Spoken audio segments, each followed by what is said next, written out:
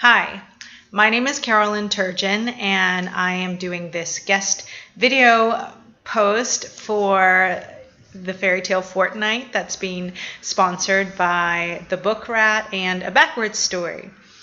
And I wanted to share a little bit of my work with you because I have written a few fairy tale retellings.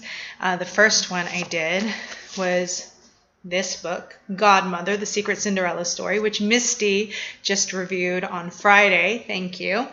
And this is the story of Cinderella's fairy godmother living in present-day New York City, an old woman with wings she has to conceal, who's constantly thinking about her past when she was the fairy godmother and what she did wrong.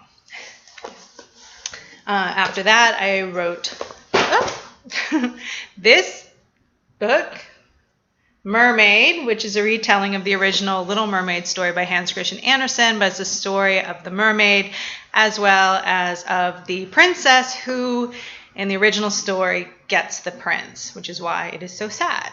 And my book is more about their relationship as unwitting rivals for the prince's love, with a lot at stake for both of them. Then a little bit more about that than about either of their relationship to the prince. And then this book that I just dropped is The Fairest of Them All, and it is my new book that comes out in August, and it is the story of Rapunzel growing up to become Snow White's stepmother. So it's my first little mashup, but it makes a lot of sense because what I found is when I looked at all these young, damaged, beautiful, gorgeous heroines in fairy tales, the fairy tales that I love, and I looked at them all riding off into the distance with some prince, and they're married and going off to live in some castle, and that's where this story usually ends. I also looked at all these older women who are in these same fairy tales, and they're evil stepmothers, evil witches, evil queens, and I realized, well, they're probably the same women but grown up, and I'm not really sure what else will happen to a Rapunzel or a Snow White or a Cinderella or a Sleeping Beauty once she gets a little older and, she's not really the fairest of them all anymore. Anyway, so what I want to do right now is read to you two little excerpts, one from Godmother. So this is just a little moment from the flashback. That's half the book is in flashback. And this is Lil, our godmother, after she has prepared Cinderella for the ball. She was ready. My work was done. I stood back and looked her over. I'd outdone myself, I thought, but I didn't feel satisfied, not even close. Her face was radiant, perfect. The smudges of dirt were gone. The circles under her eyes disappeared. Her eyes were almost shockingly blue. Her starlight hair lay piled on her head, with long tendrils hanging down her neck. The gown nipped in her waist, flared out over her hips, and shimmied along her as she moved, stopping just above the glass slippers that shone like diamonds from under the hem. The dress's soft blue color lit up her skin, making it luminous and pale, almost iridescent. I looked at her and thought of pearls, the insides of shells. We were rarely moved by human beauty, but I found myself frozen in front of her, with my heart caught in my throat. I loved her then, despite the ache in my stomach. She seemed absurd in the dusty stone room, standing in front of the cracked mirror, next to the straw mattress on the floor. I thought of her mother, her fairy blood. No matter how much magic I had worked on her to sweep up her hair and brighten her cheeks, it was clear that her beauty was something inside her, a gift she'd been given. "Does it suit me?" she asked.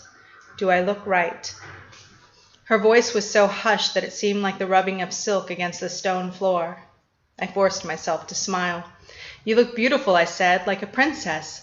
No one will be able to take their eyes off of you." Gently, I touched her shoulder and turned her to the glass. "Look," I said. I stared at her face as she watched herself. The shock in her eyes that turned to wonder, the happiness and anticipation that seemed to bleed off her and color the room. I could feel it moving up over me, and I winced, resisted the urge to slap it off. This is what you are supposed to do, I told myself. This is who you are. Thank you, she breathed. I can't believe it. She turned her head back to me. You have no idea how much I have dreamed about this. Oh, I think I do, I said, smiling, trying to keep my voice kindly, but hearing that same sharp edge creep in. I glanced forward into the glass and caught my own face next to hers, my human face with its hair like autumn, its green-gray eyes, the face he had seen. Oblivious, she leaned back against me in a gesture of caring and thanks. I put my hand on her shoulder, maternal, soothing. I breathed her in, that same desire and longing, and when I closed my eyes, her thoughts became my thoughts. The feel of glass on marble as we walked up the silver stairs, toward him, his arms circling round. She was so close to me, I thought. I could reach up and snap her neck. I opened my eyes and looked in the mirror. This is who I am, I thought, and then, it should be me. I stepped back and breathed in. I needed to get her to the carriages, I realized, as soon as possible. Stay focused. I thought of Maybeth's words. Everything they long for, we already have. I thought of her voice at the ferry lake, her wings spreading out in front of me as we raced along the shore, how happy I'd been before the day we went to the palace, how full I'd been, how complete. Maybeth was right. It was human need that had infected me. But the thought kept rankling, creeping up and sliding against my neck. You don't have everything, it said. You don't have him. So that is from Godmother. So Fairest of Them All, again out in August. I'm just going to read you the very brief prologue. I was the girl with the long, long hair, trapped in the tower. You have no doubt heard of me.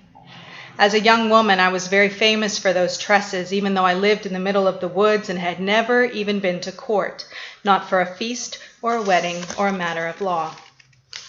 My hair was like threads of gold flowing down my back and past the floor. If I didn't tie it up, it would sweep across the stone and collect dust like a broom. I could lean out my tower window and it would fall out like an avalanche, gleaming like the sun hitting the water. It was as bright as sunflowers or daisies, softer than fur, stronger than an iron chain. Every night I took horsetail and aloe from the garden, spoke words over them and boiled them and mashed them into a thin pulp, which I then combed through my locks to make them strong and healthy and almost impossible to break. I would sing and inhale the rich scent to make the work go faster. To this day, I love that feeling of fingers running through my hair, the weight of it as it falls on my back. Poets and troubadours sang of my beauty then. It was sorcery, that hair. Sometimes now I wonder if things would have been different had I been plain. It is a hard thing, not being that girl any longer. Even as I sit here, I cannot help but turn toward the mirror and ask the question I have asked 1,000 times before. Who is the fairest of them all? The mirror shifts. The glass moves back and forth like water. And then my image disappears until a voice, like a memory or something from my bones and skin, gives me the same answer it always does now. She is. I turn back to the parchment in front of me and try to ignore the ache inside. The apple waits on the table next to me, gleaming with poison.